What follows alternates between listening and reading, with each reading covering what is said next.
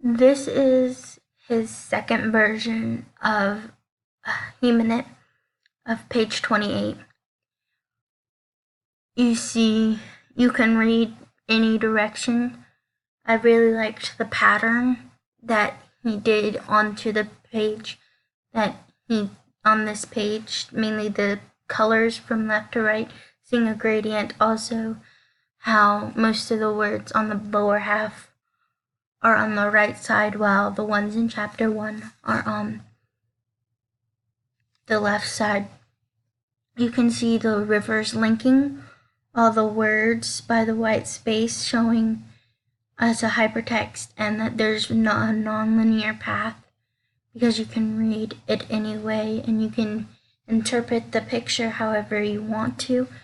You can also see the lines that most of the words on the lower half of the image is on the right side and in like big swirls or close to the swirl, bigger, more condensed swirls. And then as you get further from the words, it's less, the lines are straighter and not as curved, and the page gets more and more white space.